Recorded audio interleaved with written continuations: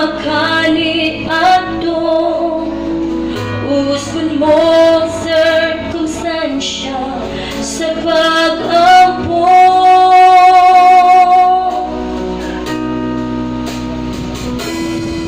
Kung ang problema mo karon nga wag yo'y kalutsan, bisan nasa ka muling iwanag yun.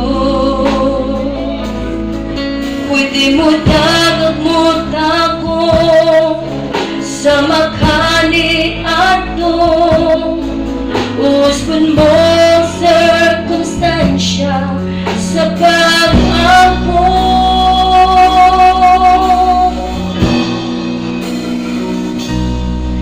Kung ang tanan ang nahulog kay kansya, kung kasing-kasing daw ko ibayawin mong kamusulti, Diyos ikaw ang kinahanglan.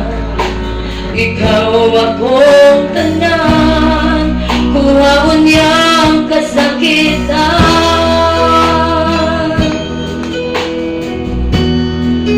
Kung damagin Diyos